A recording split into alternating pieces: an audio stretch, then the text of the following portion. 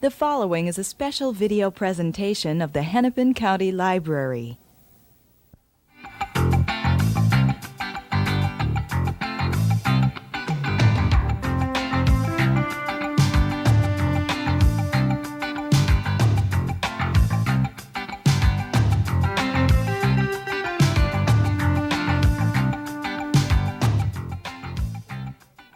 Hi, welcome to a discussion with Steve Hartov.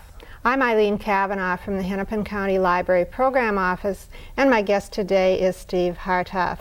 Welcome, Steve. Thank you. You are the author of The Heat of Ramadan, Yes. a smashing new espionage thriller, and Publishers Weekly called your book a smashing debut, which is sort of high praise for a first author. Tell us about some of the background that made your book so interesting and real life. Well, The Heat of Ramadan, as you said, is an espionage thriller, but when I was writing it, one of my main focuses was to try to write a thriller that was not so much a product of research as a product of my own background. So I think probably the responses that I've been getting about its authenticity really pleased me, because that effort seems to have paid off. So The Heat of Ramadan comes out of my own historical background in the Israel Defense Forces Parachute Corps and Intelligence Corps, in the Army, that is. And I wrote the story based upon a number of incidents and that occurred while I was in the service or to other people who were in my field, and weave together this story that has turned into a book that I'm still surprised to see on the shelves, but there it is. Sort of a collage of Well, yeah, it doesn't appear to be a collage, but it is structured out of a number of different incidents that I wove together as one structured plot, and comes out as this sort of thriller. But to back up a bit, you were born here on the East Coast. That's right. And then you emigrated to Israel. That's right. And what happened after that? Well, just to backtrack a little bit, my mother is a Austrian refugee, and most of her family was killed in the Second World War, and a few of them that survived wound up in what was then Palestine. So when I was a kid, a lot of the family were already Israelis. The men had served in elite units, and that kind of had an influence on me, and I started visiting them when I was young, and I had dual citizenship. So when it came time to be drafted, I was in Jerusalem at the time and was drafted into the IDF and volunteered for airborne and so forth and so on. But I grew up also largely in the Connecticut area, went to school in Boston, and so I'm kind of a half and half, right down the middle. So as you were living these experiences, did you consciously think you might write about them someday? You know, I didn't think that I would really write specifically this story or a story. I remember once during parachute school, I had some sort of a break and just started to write about a particular incident, and then whenever I got a chance, I would take notes about the Army, or with the idea of at some time getting into fiction writing or some kind of writing. And when I got out, I just kept on doing it. So you knew that writing at least had an appeal for you? Yes, it always had an appeal for me. I vehicle. didn't know if I could or wanted to make a career out of it, but it was something I would do as an outlet, even when I was in the service. We thought spy thrillers were a thing of the past when the Iron Curtain came down and the changes that took place in the Soviet Union. Have you started a new trend of spy thrillers? I don't know if I've started a new trend. I mean, I think people probably thought that war stories were a thing of the past after World War II, but unfortunately they're not. The Iron Curtain has come down, and that makes that particular Cold War story somewhat a thing of the past, although authors often write about events that have occurred long before and do so successfully. So I think that some people will still be writing about the Cold War 20 years from now. It's always good material for those kinds of stories. The spy thriller per se, I don't think will go away, just because, unfortunately, we're always in conflict, one country with another, one area with another. Things change, but those basic stories about those types of conflict and war in the shadows doesn't necessarily go away. Without giving too much of the story away, tell us just sort of a broad outline of it. Well, The Heat of Ramadan starts off with an Israeli intelligence team tracking a terrorist in Europe, a master terrorist in Europe, with the objective to kill him in response to a number of acts that he's committed, and also as a preemptive measure against him committing any more acts. They make a mistake, and they kill an innocent bystander instead. And thereafter we have the head of this team, who has also been wounded in that incident, very remorseful, questioning his own role as an intelligence operative, spending a long time in the hospital, and thinking that the original terrorist, Ammar Kamil, is dead, because those are the reports that have come in. Well, it turns out that Kamil is not dead, and he is turning the tables on this team, and he is determined to get them for that original incident. So we have one of those, the hunters become the hunted kind of things, and that's where I don't want to give any more away. But well, one of the things that interested me about the story was that the remorse that this person, that the main character felt, because I guess I thought of spies as being cold-blooded, unremorseful people, right, who would say, well, it was a mistake, I was doing my job, big deal. Right. I think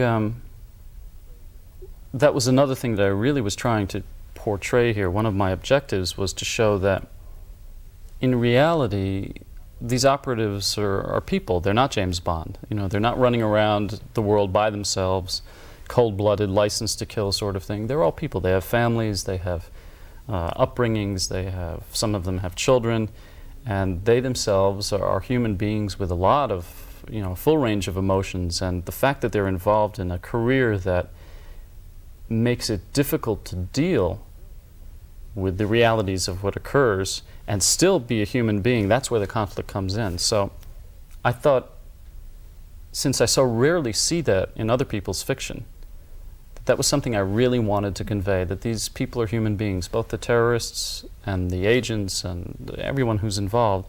So it's not just a question of this strategic game of who's going to get who first. There's a whole range of things involved, and that's what I was trying to do when I wrote the book, and I'm getting a lot of response on that, so I'm happy. I think you were very successful in that even the terrorist, whom normally you would want to dislike greatly, is a human person with some softness about him.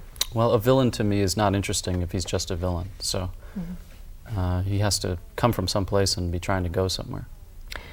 The Western media at least tells us that when it comes to bargaining for hostages, there is no bargaining. I've always found that a little bit hard to believe. What's your experience? My experience is that everyone bargains for hostages, no matter what they're saying.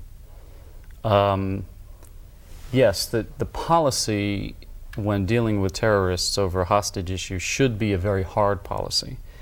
In other words, when we show a terrorist group that we are willing to pay ransom, whether it be in arms, money, human beings, negotiations, whatever, it encourages them to use the technique again. However, the truth of the matter is that negotiations over a hostage issue are often so complex that we don't even realize that there's some giving and taking going on behind the scenes that nobody's ever even going to hear about, let alone be aware of at the time. So you might have a Western nation saying we are not going to negotiate with these people, when in fact two parties representing both the hostage takers and the Western government are in fact negotiating at another place and time, and nobody is even being privy to that information. So it's not a good idea to negotiate with hostage takers because we encourage them.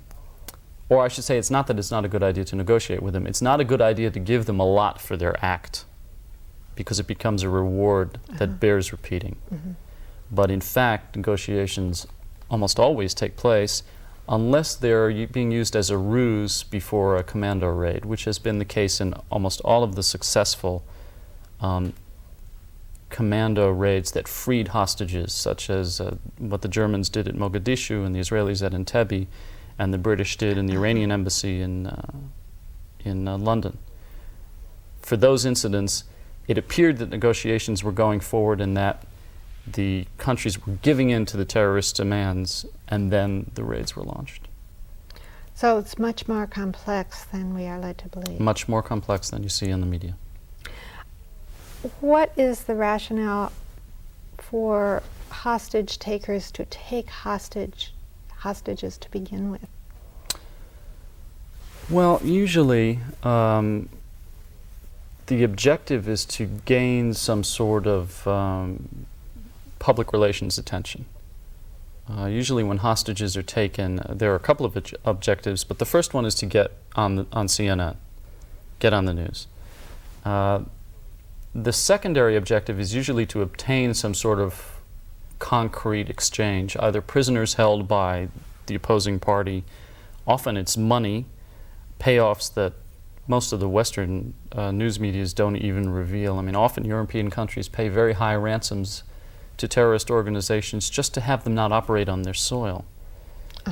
So preemptive payoffs. Preventive medicine. Preventive medicine, right, that's right. Billions have been paid to terrorist organizations by European countries to have them not operate on their soil. But usually hostage taking has to do with getting attention, and it does, as we've seen. It takes up hours and hours of programming on television. I think probably if the world's big networks decided we will not broadcast any hostage news, there wouldn't be any more hostage taking, but you'll never get an agreement like that. So. Sad. Yeah. Sad. It seems to some of us who may be rather naive on the topic that terrorism is relatively new on the scene, but does it have a history? Terrorism has a history. Terrorism is defined by, let's say, the State Department, is acts of violence against non-combatants for the purpose of attracting attention, drawing attention, of worldwide attention if possible. And I think that's been going on since anyone can remember. I know that the Trotskyites in Russia certainly used terrorism when they were fomenting their own revolution. People probably would have called George Washington a terrorist at the time, although he wasn't. Obviously, he wasn't perpetrating acts against an indigenous population, an innocent population, but there's a fine line between guerrilla activity, freedom fighter activity, and terrorism. And sometimes, certainly in history, guerrillas have crossed the line into terrorism quite easily. So I don't think it's a new phenomenon. I think we've just put a title on it and given it kind of a standard definition that's very easy to project now because we have such a huge media structure. And right now we seem to think about terrorism as a Middle Eastern kind of thing. But in fact, there's terrorism going on in lots all over the world. Different places. That's right. What are some other kinds of terrorism that we may not think of? Well, if we're talking about other countries, actually the Middle East only takes up maybe 20% of terrorist activities around the world. Certainly in many areas of South America right now, especially in Peru and Colombia, terrorist activities are pretty rampant. We have, of course, the Irish terror groups. You have the Basque terror groups in Spain. There are the Red Brigades in Italy, Action Directe in France, the Red Army faction in Germany, the Japanese Red Army. There seem to be terrorist activities occurring in most parts of the world. I think maybe the Middle East draws focus because there's an anchor there. There's constantly a conflict between the Arabs and the Israelis, so we tend to look back to that continuing story. Whereas in other nations, the terror groups are often anarchistic without a specific objective, so we don't focus on them that much. I was thinking, for instance, of the Basque groups who probably, at least since the Spanish Civil War, were active. That's and right. Yet only rarely in the news do you hear any mention, and it's only when they do something rather spectacular that.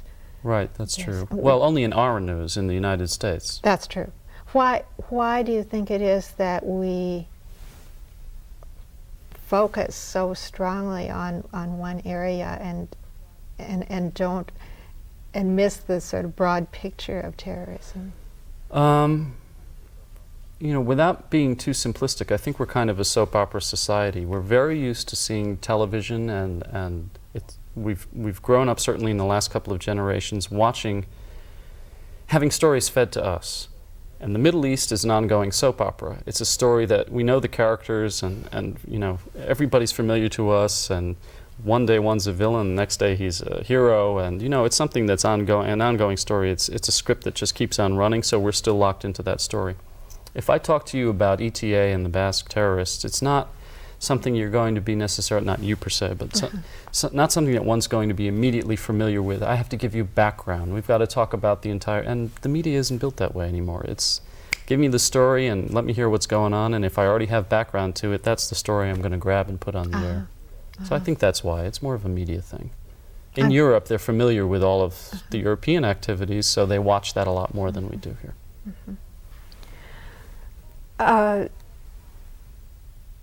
What about becoming a specialist in anti-terrorist activities? How did you go about that? How did that happen in your life? Well, specialists, I think, come from two different areas. One is intellectual. I mean, you often see on television, so-and-so is a terrorism expert, and the word expert makes me uncomfortable, because an expert, from what we see in the media, is somebody who has studied, generally, in an intellectual fashion, you know, read more pages than somebody else and memorized more facts. That, to me, is not a specialist or an expert. But because I came from a field, and I mean literally from the field, working in anti-terror operations, the other things that I learned were intellectual from there forward, but my basic training in terms of real activities in the field was all anti-terror training. So everything else now, advising businesses and such, is just kind of an offshoot of that. So you're saying your foundation was a practical one. That's right. And then you built upon that with your own intellectual interest. Right, rather than just having it be a purely intellectual pursuit. Which makes for more practicality in dealing with it, I presume. I think so. Were you chosen in the way that you describe in the book, having interviews and code names and safe houses and all pretty much. the quote romantic kinds of of things that we tend to think of as belonging in a novel, but perhaps not existing in real life? No, those things saying are. Maybe they do. Yeah, they do. They do exist, and that's pretty much the way most intelligence services go about selecting people. So that part is fairly accurate, I would say. And it's a fascinating part of the book, the interviews in the cafes. And must be costly for terrorists to operate, and as well as anti-terrorists. Who finances them? Well, lots of terrorist factions are. I mean, these safe houses are not. Are free. Expensive. Real estate's expensive. As a matter of fact, when Abu Nidal, I'm sure you've heard that name, left Syria after living there for a number of years, the Syrians thought that maybe he had 5 safe houses, pieces of real estate. He had 200. He owned 200 homes, villas, and farms in Syria. Lots of these terrorist groups get their funds in a number of different ways, but primarily from backers such as Gaddafi, who will give them millions of dollars in oil revenues just to keep them from operating against those regimes while supporting their operations against enemy regimes. So they can collect monies for two objectives from the same, on both ends. So those are protection monies, and then they'll often take very large fees and become guns for hire. They often involve themselves in weapons or drug deals. When you have 100 or 200 extremely dangerous men at your disposal, getting somebody to pay you to keep them from attacking is really not that difficult. So they really are able to extort monies, gain contributions, they operate businesses, they involve themselves in arms deals. Many of the terrorist organizations, the substantial ones, are extremely wealthy. And they have big accounts in Switzerland. So not necessarily just one source or one country That's right. Supports them. Why would a country choose to spend all that money? From my practical point of view, I think there might be many other more positive ways to spend one's money. Why? What's the rationale behind their deciding to spend enormous amounts of money for this? I think rationale is probably the wrong word. The wrong word. It's not rational. No, it's not rational. I mean, when you have somebody like Muammar Gaddafi, who's obviously not a rational man. I mean, I know that the president has said he's not crazy, but that's flaky. I think right, flaky. Well, what's our definition of crazy? I mean, yes, he has people who are starving to get to death all across his country, and yet he'll give millions of dollars to a terrorist organization in order to extend his power, to project his power, and have plausible deniability.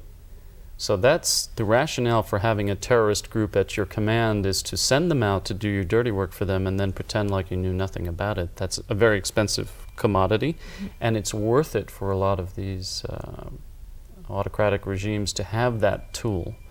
So rather than spending millions of dollars in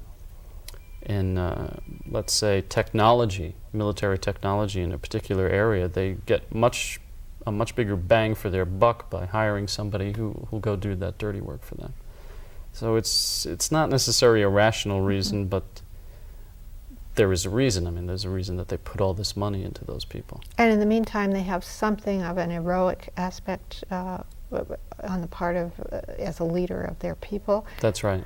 And they seem to be contributing to a cause, which is in effect not contributing to the cause, because certainly if Assad of Syria gives money to, let's say, the PFLP, which is a terrorist group, Palestinian terrorist group, the Palestinians in the West Bank of the Jordan are not going to get any benefit from it at all in terms of those millions of dollars helping them with their food, their clothing, their, getting themselves out of their squalor. And the PFLP is going to use that money to buy bombs and bullets and gain itself a headline. So I don't know who benefits from that, except maybe Mr. Assad. So it's called having your cake and eating it, too. That's right. What about Americans traveling abroad? Are they safe these days?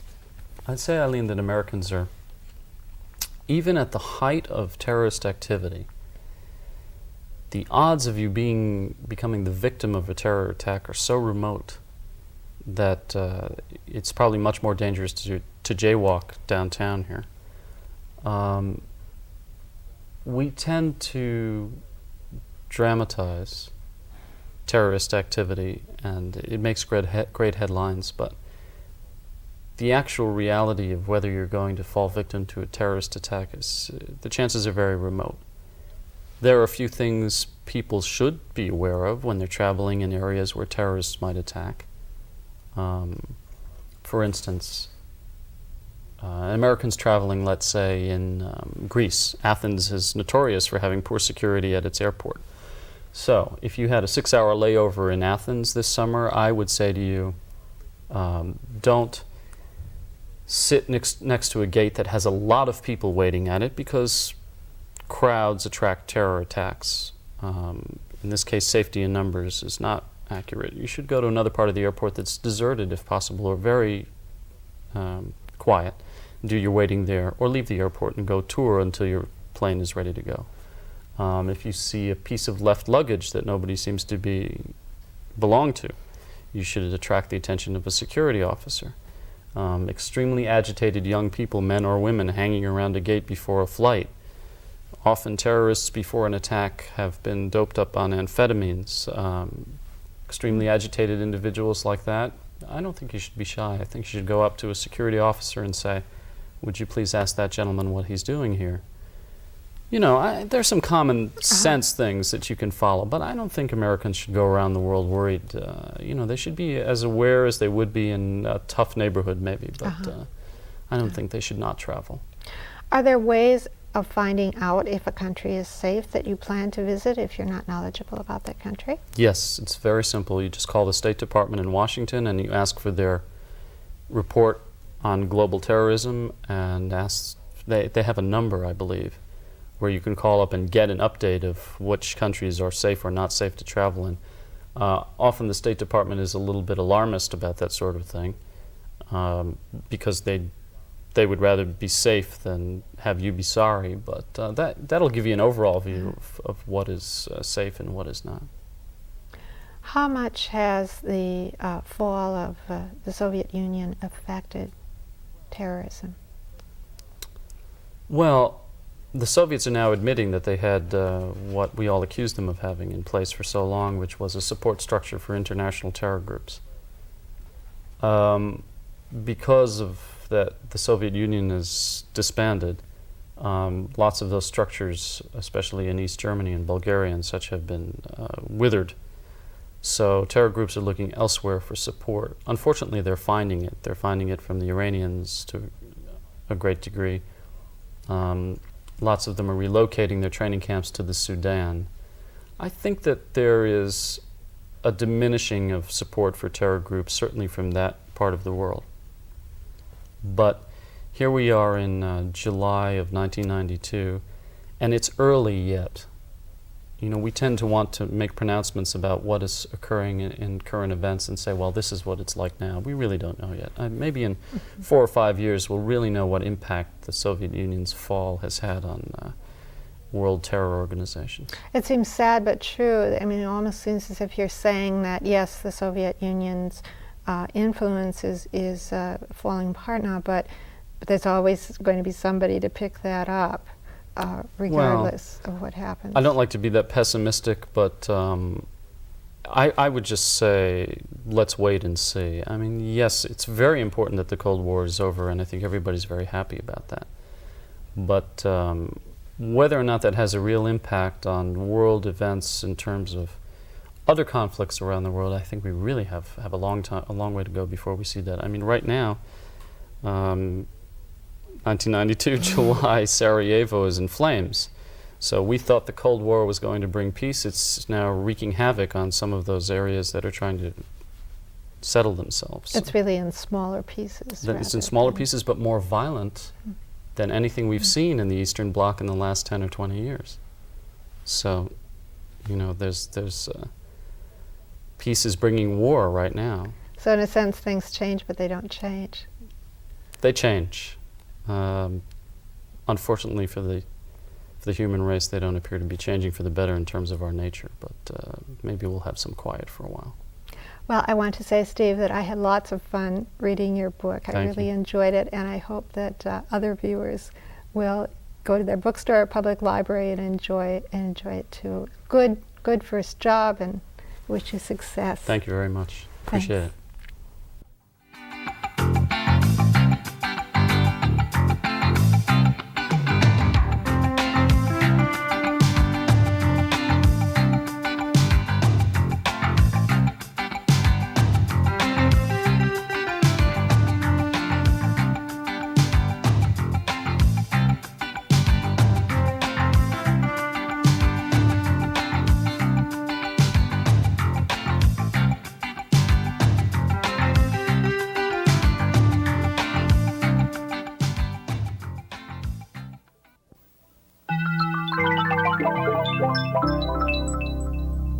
A presentation of the Hennepin County Library.